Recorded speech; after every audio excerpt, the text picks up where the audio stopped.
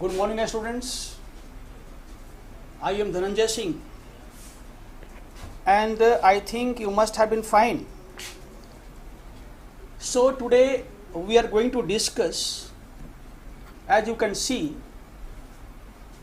the drain of wealth in British rule from India. This topic is the most discussed topic of modern India during British rule. And this topic is also important for all examination, whether it is UPSC or BPSC. So today we are going to explain about how India was being drained by England by different mechanisms, by different means. For your convenience, I have classified this topic into various small components, like number one, the meaning of drain of wealth; number two, its time and period; number three, by whom, means the man, the system, the mechanism behind this drain of wealth from India. Then after we have to discuss about the different means of drain of wealth from India. And then comes historical debate about the nature of drain of wealth. This is the most important part of this topic, historical debate. And then after we have to see its impact on India's political system, on India economic system, on India's society, as well as culture. And eventually we have to see some question based on this topic. Okay? So let us discuss one by one.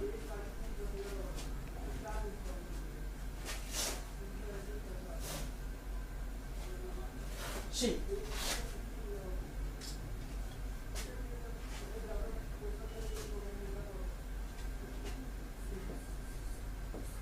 the drain of wealth.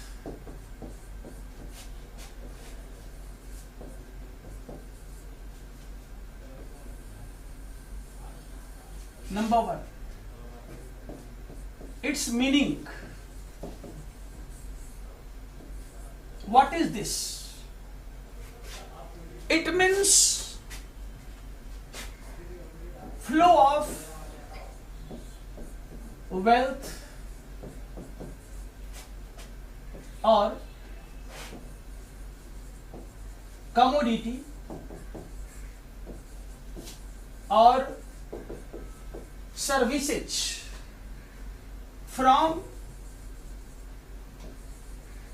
one nation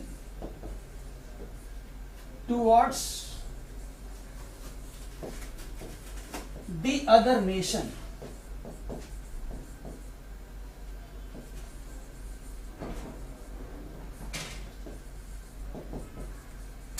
Without getting anything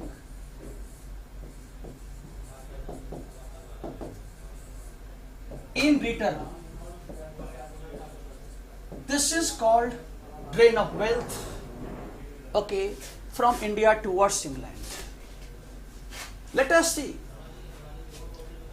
It means flow of wealth, commodity and services from India towards other nation, means England. And for this, India is getting nothing in return. This process came to be known as drain of wealth. It means in this process, India seems to be a means. India seems to be a means, sadhan. On the other hand, England seems to be the end, sadhya.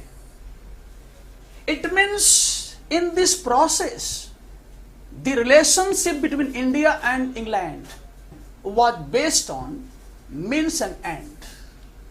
Because England was the master, India was her colony.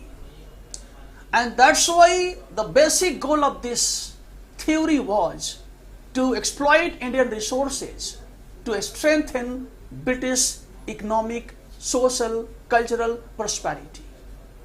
And so this mechanism, this flow of money from one nation towards other nation was called drain of wealth. It's very simple definition. Let us take new points.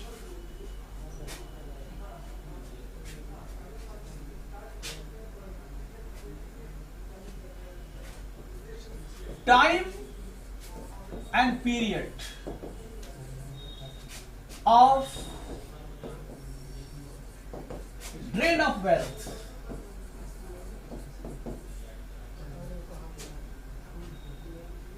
from India and the person or the system behind this drain.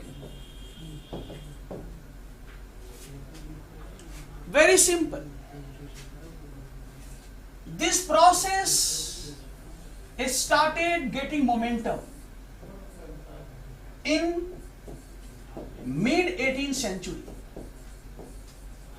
Mid 18th century. From Bengal through a historic battle of Palasi.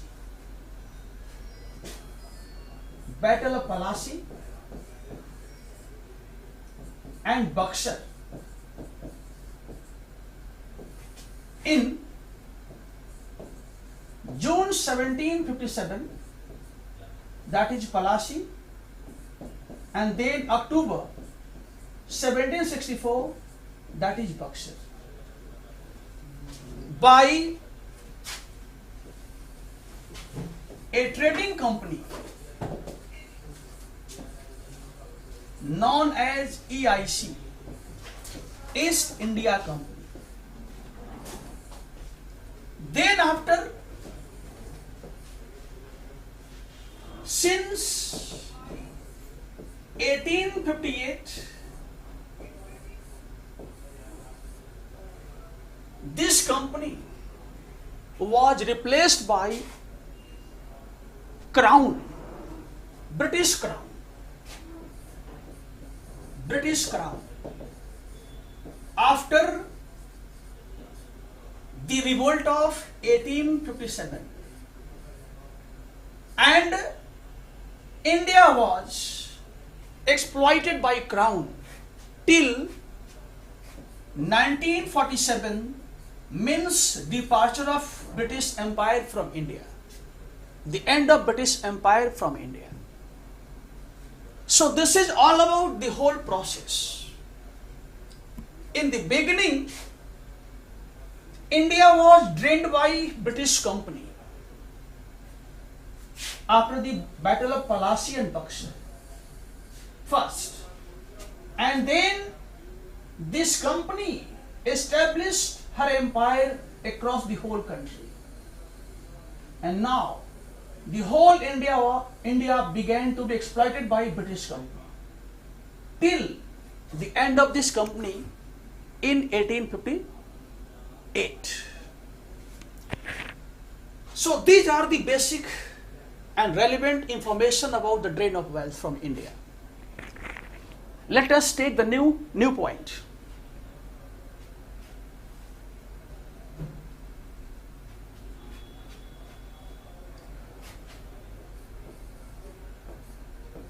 the different means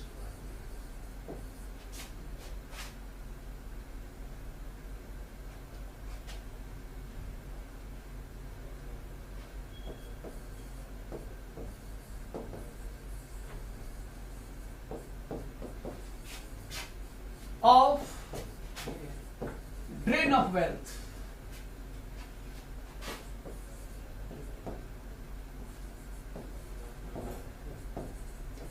from India. See, you have to understand that the drain of wealth from India took place by different mechanism, by different means. The means was different, but the goal was same. Means could be different, but the aim was same, and that is to exploit Indian resources. So let us highlight all those mechanisms, all those means by which India was being drained by England from time to time. Number one, first means loots or plunders, Najrana or gift. This was the first means to drain Indian resources. Let us see. In June 1757, British company came out victorious in the Battle of Plassey. And then Mir Jafar became a puppet Nawab of Bengal with the help of Lord Clive, British company.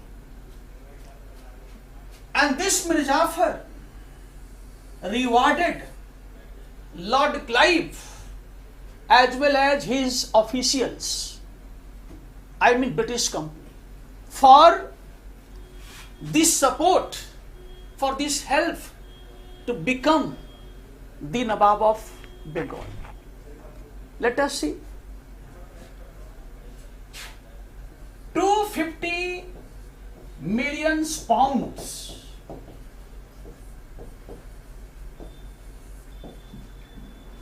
equal to today's money.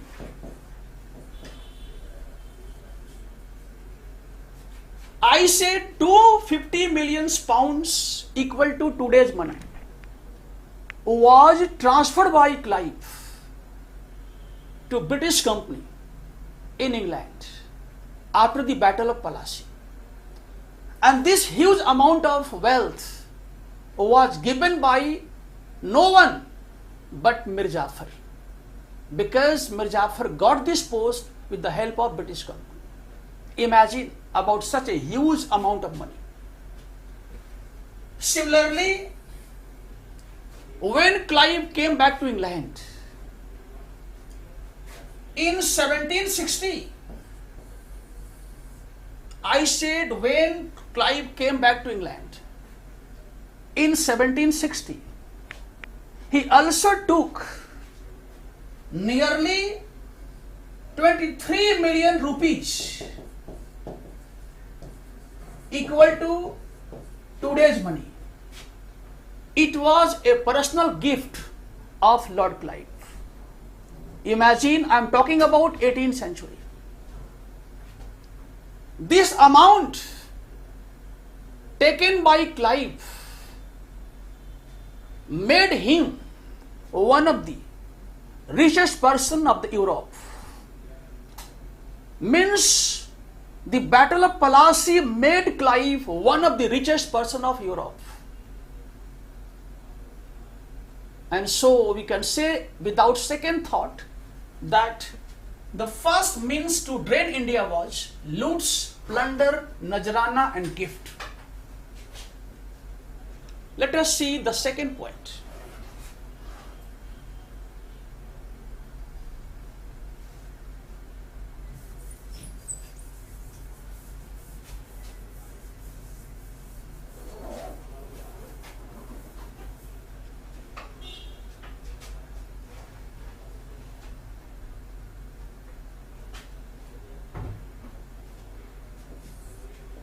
Second point. The second means was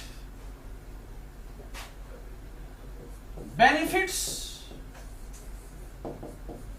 from the monopoly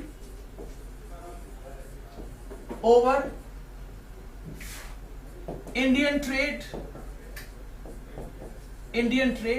number one. Number two, benefits from the Imperial land revenue system.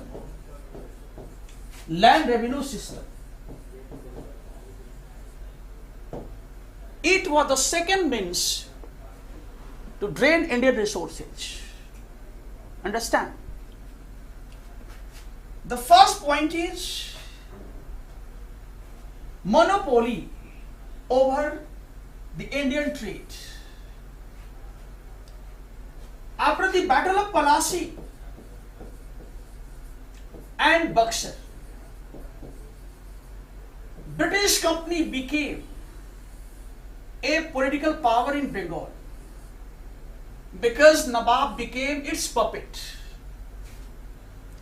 And so this company monopolized all trade and commerce of Bengal in its own favor. It means in Bengal there was no competition because Dutch company and French company, they had to pay some taxes. On the other hand, British company was not supposed to pay any taxes because company was having remote control of Bengal. So it was the second means to drain Indian resources. Similarly, benefits from Imperial land revenue system. You can see that since Diwani rights given by Mughal Emperor Shah Alam II by the Treaty of Allahabad, since then British company was having this power for the collection of land revenue from the peasants of Bengal, Bihar and Orissa. And the rate of revenue was extremely high. Later on, when Lord Cornwallis came to India as a Governor General, Cornwallis also implemented a system that is known as permanent settlement. It is also known as Zamindari system. In this system, the British company got 89% land revenue from the total revenue collected by Zamindars in Bengal, Bihar and Orissa region. And all these revenues taken by company was to be transferred to England. It was not used for India. So imagine that by second means British company also drained Indian resources. It was the second source of drain of wealth from India. Let us take number 3 point.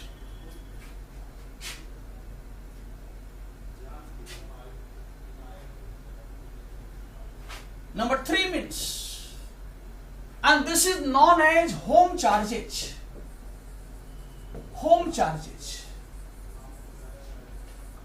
Home charges. It means all expenditures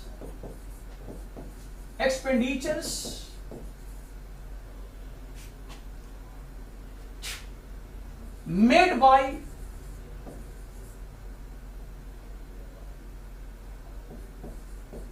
British government on behalf of India,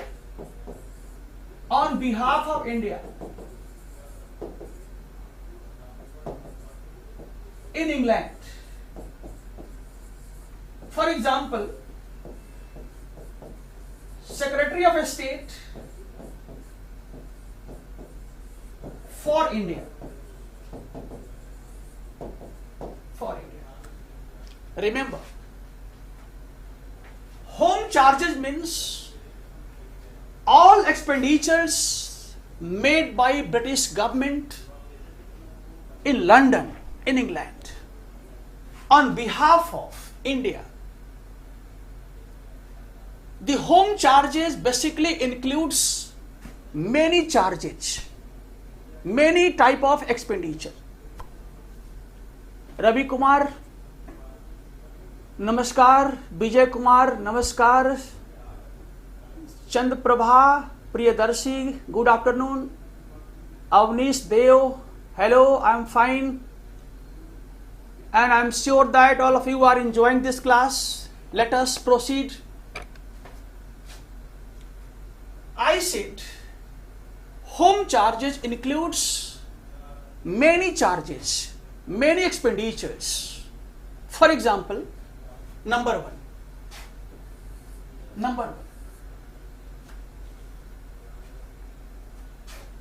Salary, pension of British officers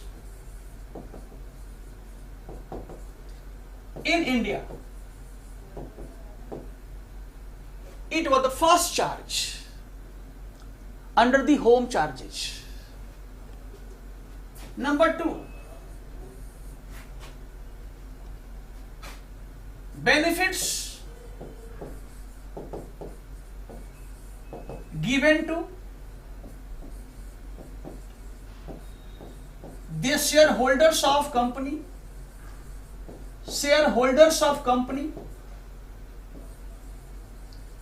It was the second charge, second type of expenditure. Number 3,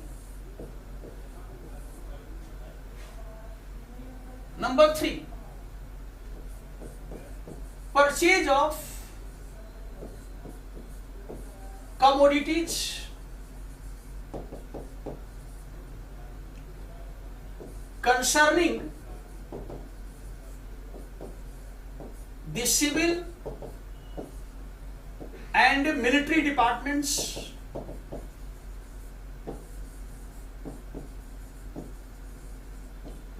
in the England. It was the third type of expenditures. Okay. And similarly, number 4,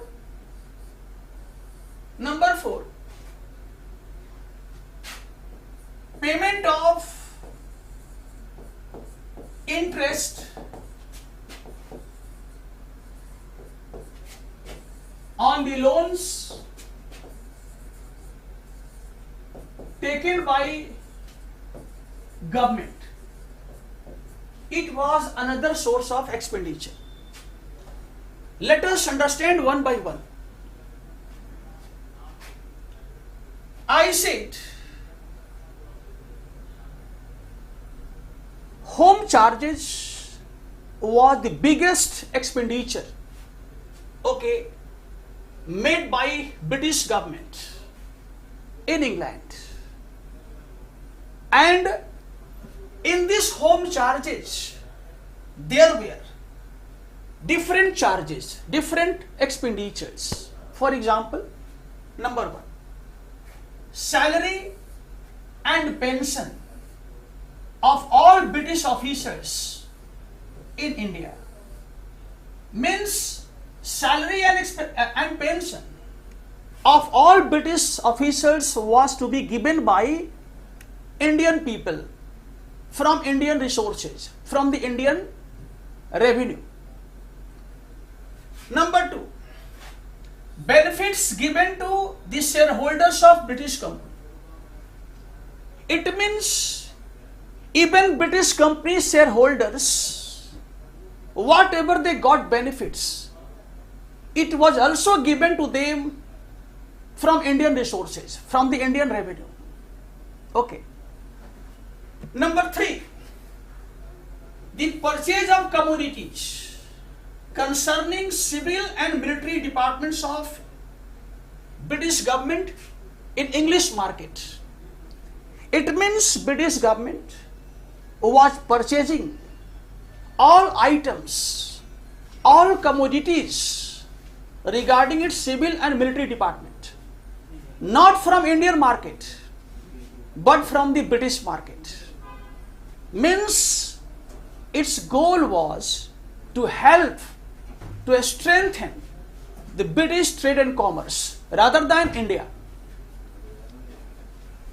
And similarly, the fourth expenditure was payment of interest on the loans taken by government, okay, by Indian revenue. It means British government was taking loans for different purpose like energy, like irrigation, like administration, and the interest on that loan was to be given by Indian people. Next, number four. Number four means was interest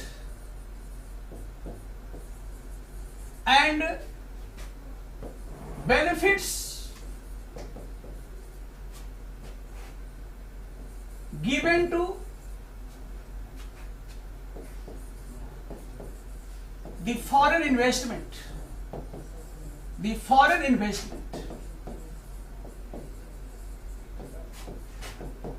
in India.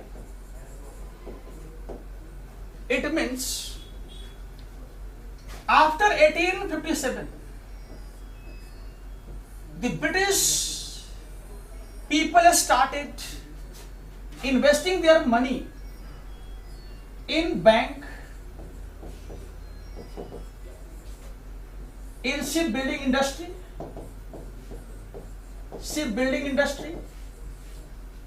railway, insurance, etc. And the British government was also giving them some interest on the money invested by them. So I mean to say that all those foreign investment made by British people in India in different areas, okay, and whatever they got benefits, they took it away from India. India got nothing from this foreign investment because the interest given to them by Indian government, I mean British government, and benefits got by them, both were transferred to England. India achieved nothing from this foreign investment. So these are the different means by which Indian wealth, Indian resources were exploited by British government from time to time. One thing is clear, that all these means are different, but the goal was same, the aim was same, and that was to subject Indian resources to strengthen British commercial interest. Priti Rajput, good afternoon. Now, let us take new point, and this is historical debate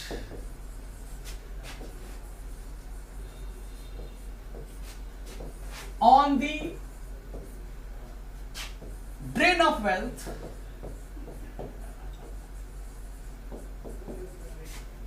from India.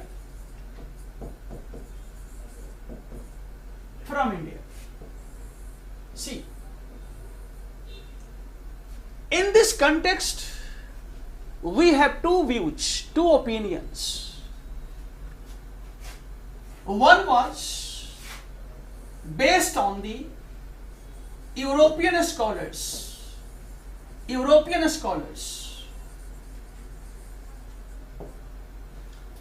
and the second is based on the Indian nationalist thinkers, historians, etc. Let us see one by one. Among the European scholars, the first person is historian Maurice de Maurice. He is American historian. Maurice de Maurice is American historian. Second is John Strachey.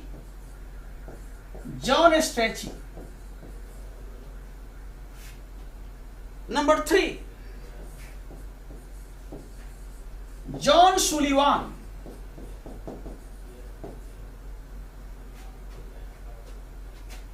Number 4, Will Durant.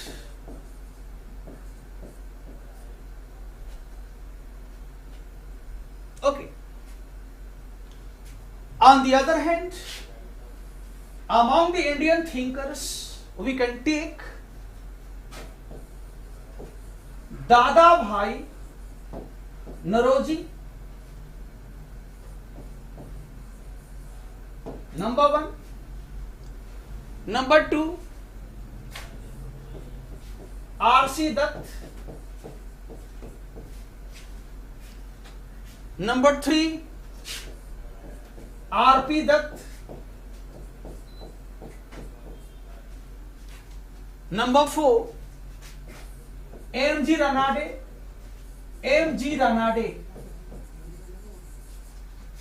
Number 5, Gopal Krishna Gokhale, etc. These are the different scholars who have explained about the drain of wealth from India. Let us see one by one. European scholars did not accept this reality that India was being drained by England. They never acknowledged this allegation made by Indian scholars. On the other hand, the Indian scholars and thinkers, they have explained that no, it was England behind the poverty of India. It was England behind backwardness of India. It was England behind the deprivation of India. So let us explain one by one. First, Maurice de Maurice.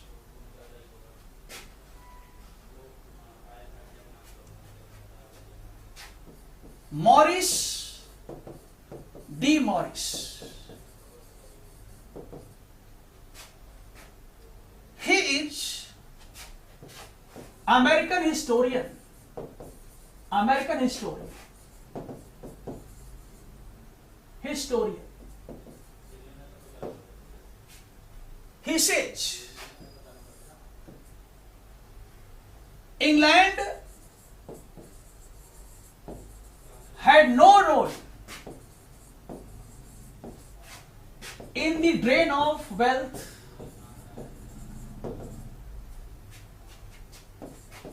from India. From India. In fact, the role of England was like a night watchman. Like a night watchman.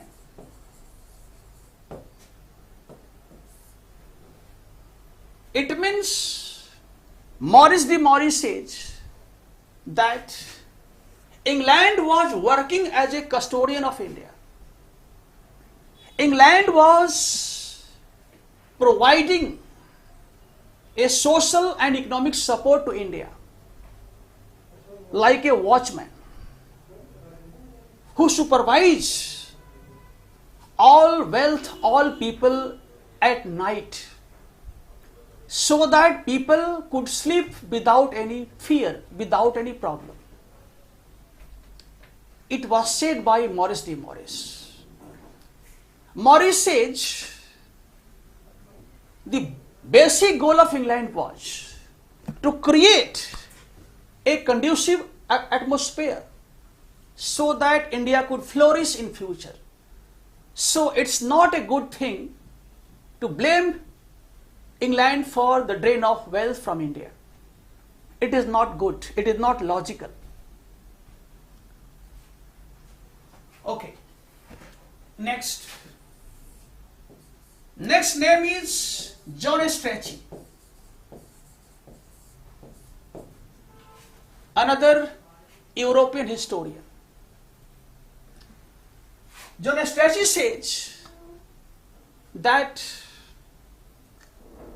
it is not correct to blame England for the drain of wealth from India. In fact, the English government provided, number one, a good governance,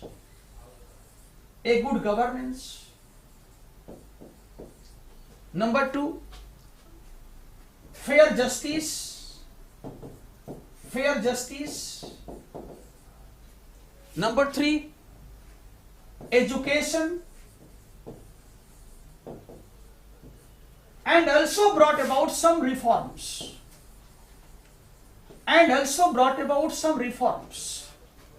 In Indian society. And so in return, British government got something. So we can't say that it was a drain of wealth, because it was based on mutual relation, mutual benefits. England was giving India all this thing. In return, India got something. In return, England got something. So it was based on mutual benefits. Without good governance, without justice, without education, without communication like railway, and without reforms, India was not supposed to be on the path of modernization. India became modern because British government played momentous role in India. And so it's not logical to blame England to drain Indian resources. It was said by John Strachey. And we can say that in this statement, he seems to be logical. Okay. Next.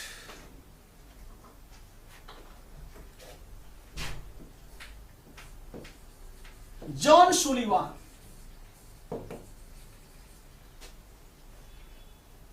Unlike Maurice de Morris and John Strachey, John Sullivan seems to be more realistic, more honest in accepting this reality.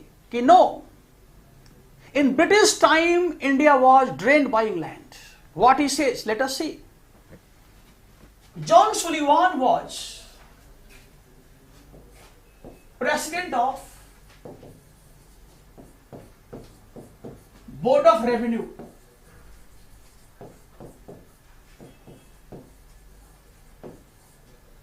in Madras. In Madras. What he says? Let us see. He says, British government works as a sponge in India, which suck all waters of Ganges, all waters of Ganges,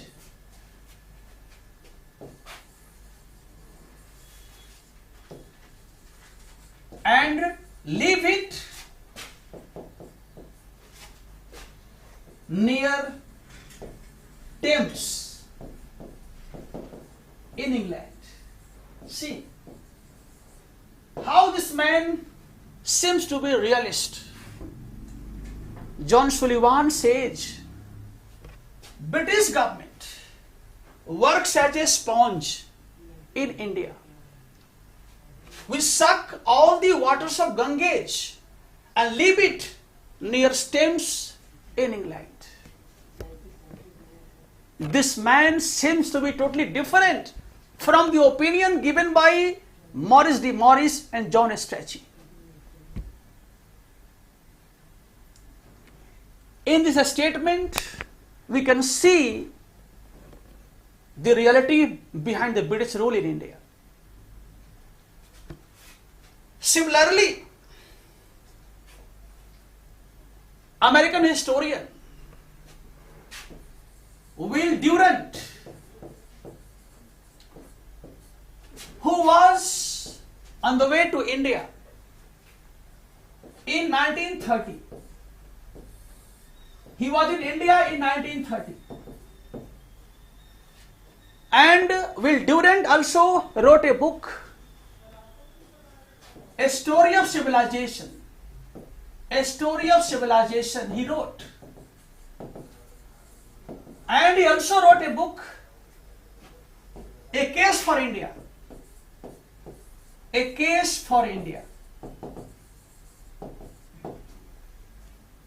In this book, American historian says, let us see. He says, the British victory of India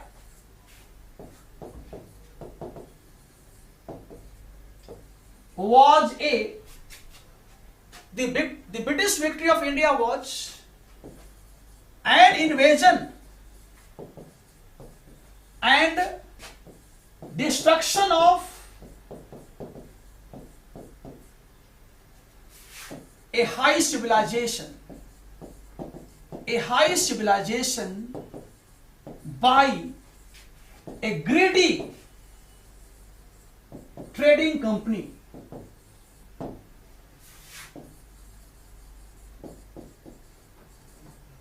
It was said by American historian.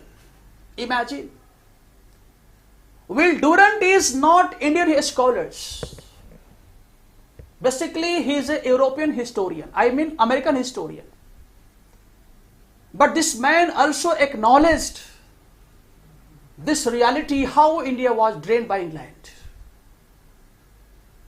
It means if such kind of a statement is given by Indian people, then you could raise some doubt.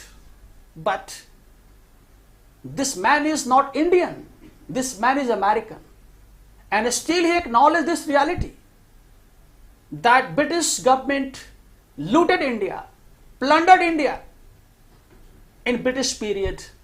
Okay, so we have no doubt in this reality that in British period India was being drained by England by different mechanism, by different means.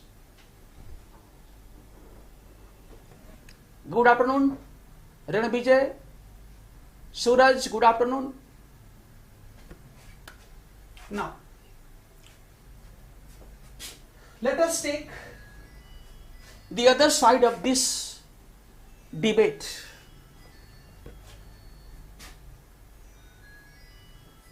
Ideas of Indian scholars, Indian thinkers. Number one, Dada Bhai Naroji.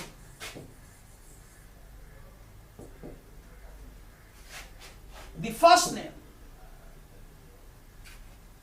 Dada Bhai Naroji, is also known as the Grand Old Man of India. Old Man of India. He also became president of Congress in the second session of Congress. In the second session of Congress.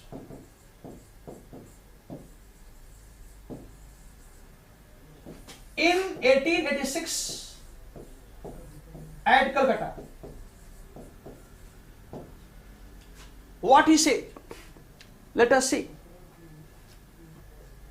Dada Bhai Naroji was the first Indian thinkers, was the first Indian nationalist leader who exposed this reality that British government is not working for Indian people. He was the first person who highlighted this reality that poverty, backwardness, deprivation, famines are not divine curse, are not historical tragedy. All these things came to India by the misrule of British government. Naroji wrote some books. The Poverty and Un-British Rule in India. A book written by Dada Bhai Naroji. In this book he has mentioned that India was bleeding, England was feeding. He said that the basic cause for India's poverty and destruction is the misrule of British. Okay. He said that every year nearly 1/3 revenue of India comes to link with British income, and the same money comes back to India in the form of loan, and Indian people have to pay high interest on that loan. It means we are paying interest on our own wealth, on our own money. So, Naroji was the first person who blamed British rule for backwardness of India, for poverty of India. Okay, Suraj, just I am explaining Indian point of view. Let us see one by one. Number 2.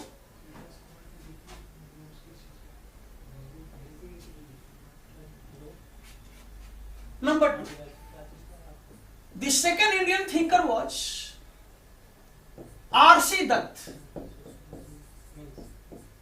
Ramesh Chandra Dutt. He was the second Indian nationalist leader who explained about the drain of wealth in British period.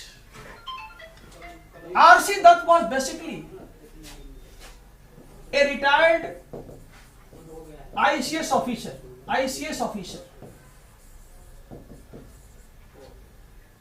And he was also a founding member of Indian National Congress.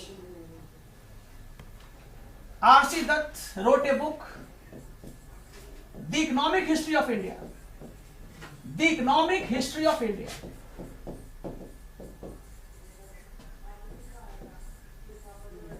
My dear, it was the first book written by any Indian people on economy in modern time. The first book written by any Indian people on economy of modern time. Economic History of India. R.C. Dutt has also mentioned in this book that if India is poor, it is only and only because of British rule. For this poverty, no one can be blamed. It's not divine curse. It seems to be a man-made creation. Man-made creation. Similarly, number three name is R.P. Dutt. R.P. Dutt. Very famous historian of India. R.P. Dutt is basically a Marxist historian.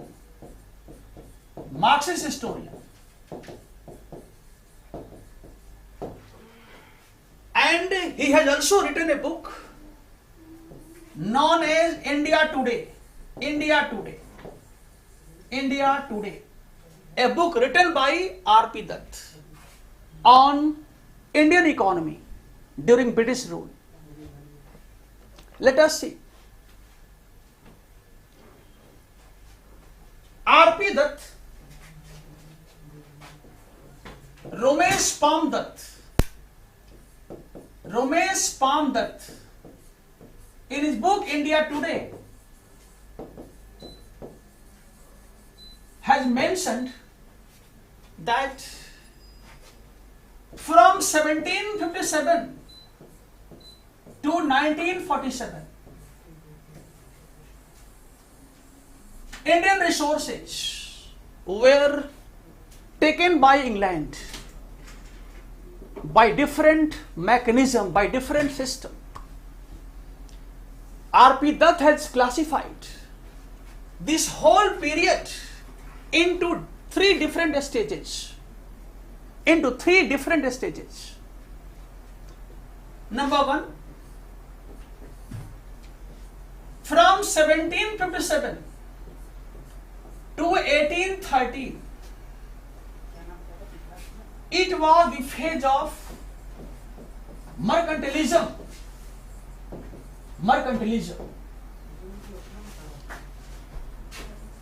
From 1813 to 1857, it was the time of industrial capitalism, also known as era of free trade policy.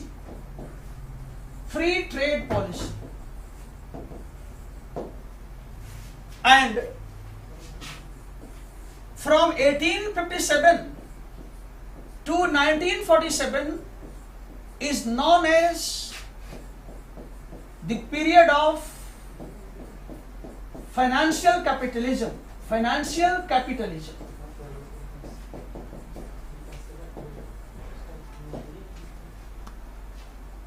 Okay. It was mentioned by R.P. Dutt in his book India Today. Let us see. R.P. Dutt says that all the three different stages seems to be different. First, second, third seems to be different. but goal was same. It was intact. There was a single goal. He says, in this period that is known as mercantilism, the main goal of British company was to have monopoly over the Indian trade,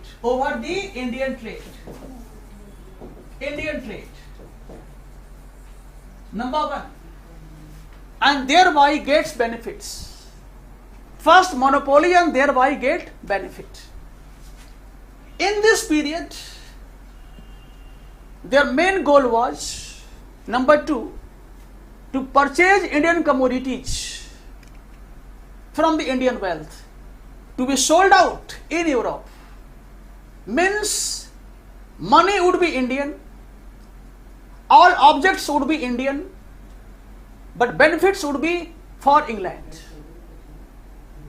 It was the goal of English company in this period, to purchase Indian commodities by Indian revenue to be sold out in Europe and thereby gets benefits. Okay.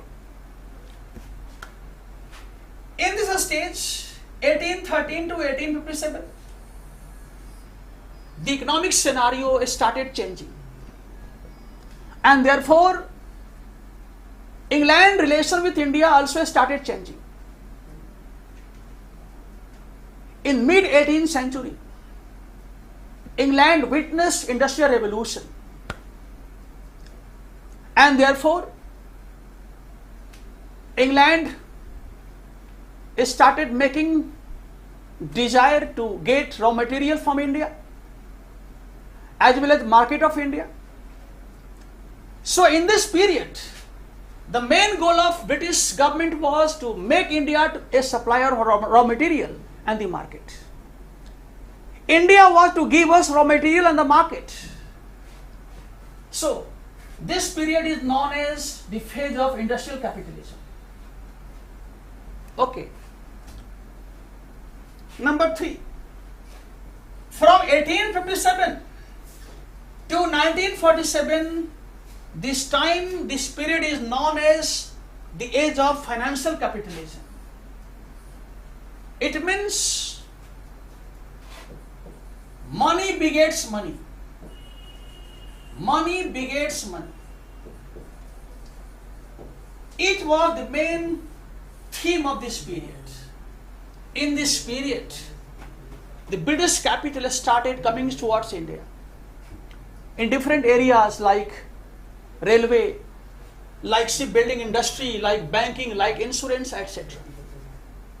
And by this way, British company started draining Indian resources. Okay. Let us finish first, Suraj, and then I will tell you some questions based on this topic. Okay? Let us finish this topic and then I will tell you some questions based on this topic. Okay. So, R.P. Dutt further says that in this chain of exploitation, all these stages never ended, but he has said the first stage has never ended, but led to create a base for the rise of second stage. Second stage never ended, but led to create a base for the third stage. It means from 1757 to 1947, by this way, Indian resources were taken by England. Okay. Now, recently, Indian politician Shashi Tharoor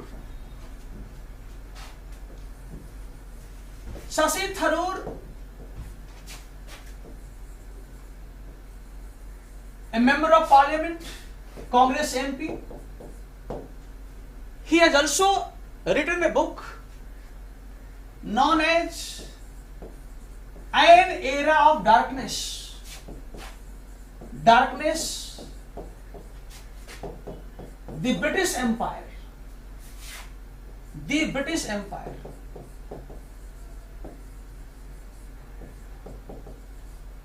This book was also given Sahitya Akademi Puraskar, Sahitya Akademi Award by Government of India. In this book, Tharoor has mentioned number one. In 18th century,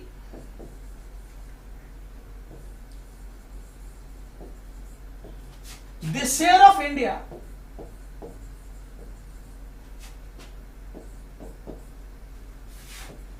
in the global economy was 27%. 27%. But in 1947 it became only 3%. You can see a radical reduction in this share of India in the global economy, from 27% to only 3%. Number two, Tharoor also says that in 1750,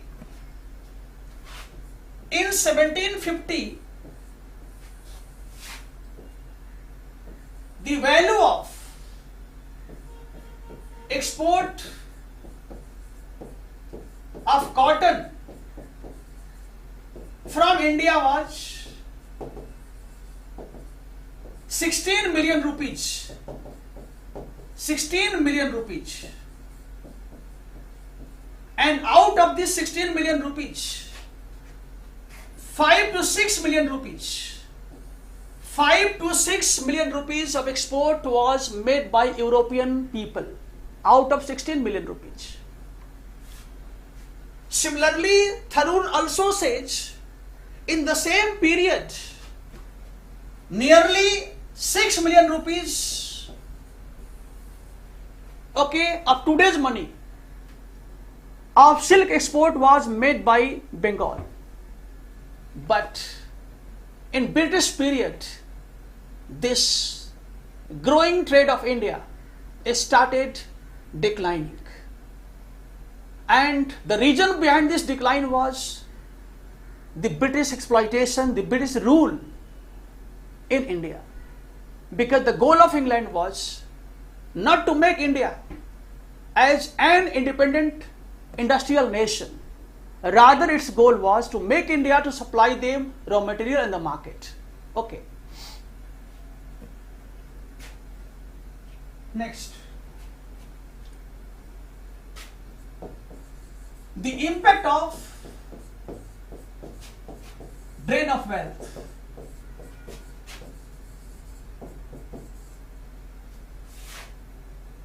From India.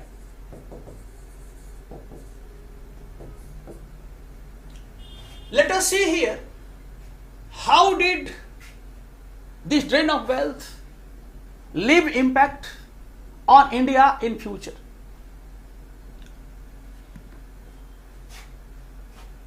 This impact could be classified into political impact, number one. Number two, economic impact.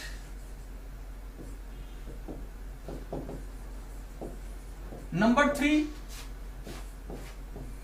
socio and cultural impact.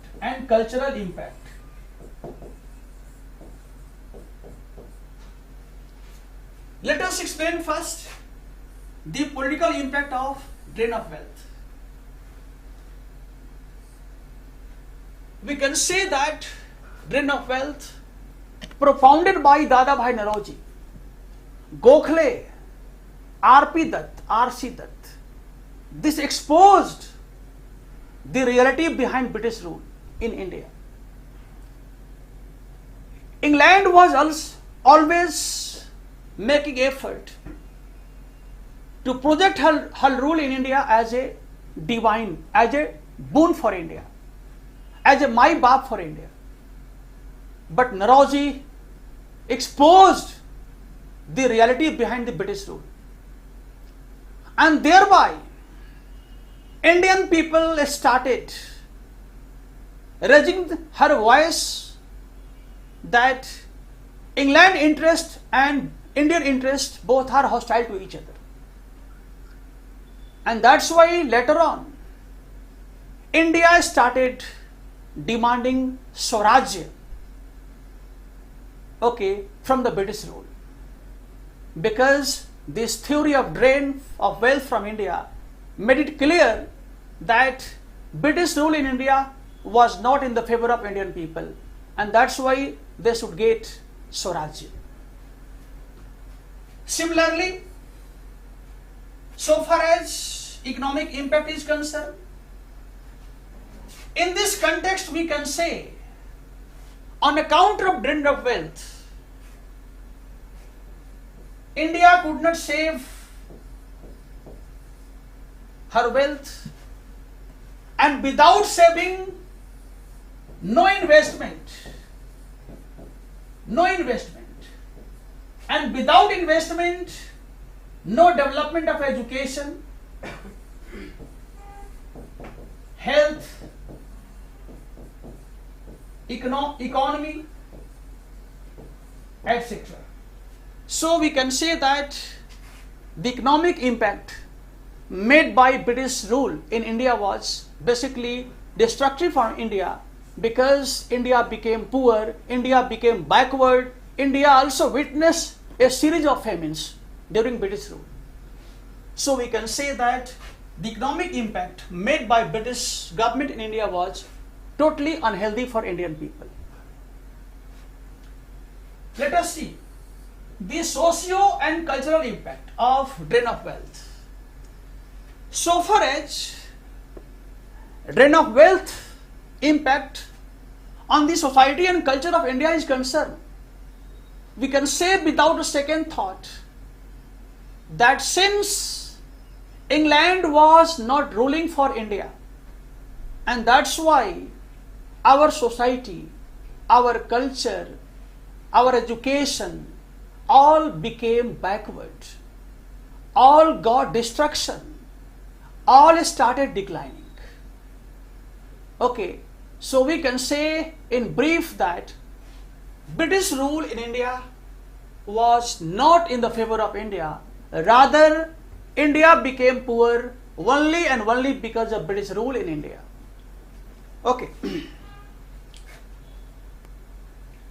Now, let us take some question based on the drain of wealth from India.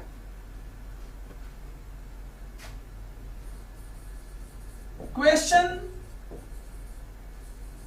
based on drain of wealth from India. Number one, what is the term drain of wealth? First question, discuss the various means of the drain of wealth. This is the first question. This question seems to be simple, because in this question you are supposed to write a very simple answer, because in this question there is no ideology. Second question, the drain of wealth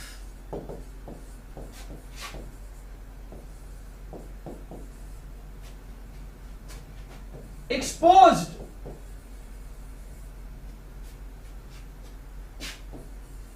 the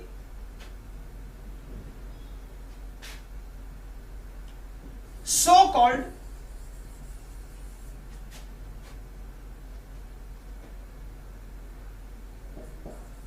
the idea of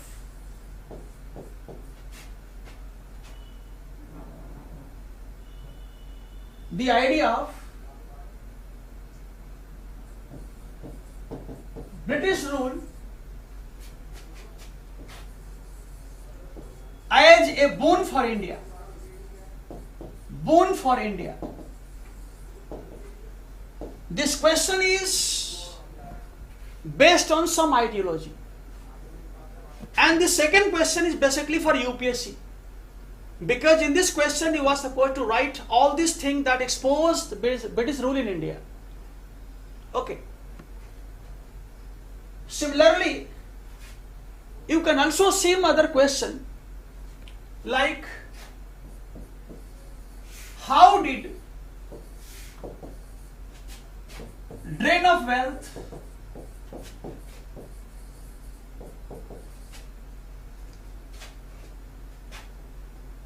convert the political inactivity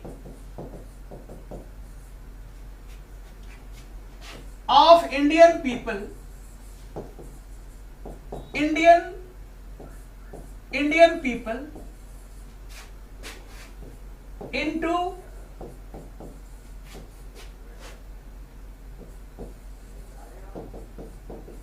the political activity. Discuss. How did drain of wealth convert the political inactivity of Indian people into political activity? In the second question also, you are supposed to write about all those ideas given by Nauroji, R.C. Dutt, R.P. Dutt, Gokhale, Ranade, etc., which help Indian people to become active politically against British rule. So this is all about the theory of drain of wealth. If any questions you want to ask, then you can write your question. Okay. If any question, if you want to ask about this topic, you can write soon, so that I could help you to clarify your illusion or misunderstanding. Dharminder Mishra, Suraj,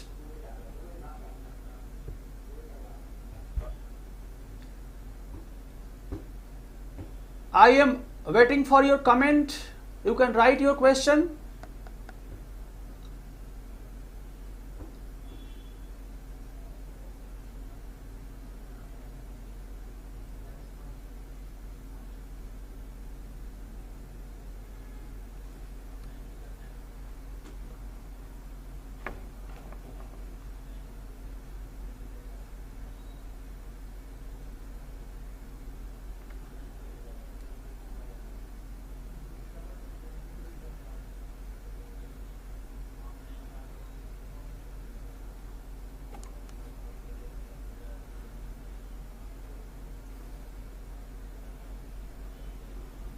Okay.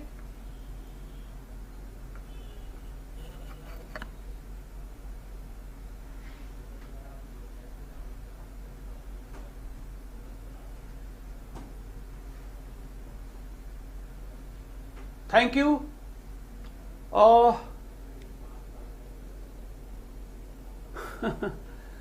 No, Suraj. Thank you for this comment. But still there is much to be done. Still there is much to be done. And so I want to ask you, I want to tell you, please continue with us, because there is no end of this study, no end of this interaction till you get success.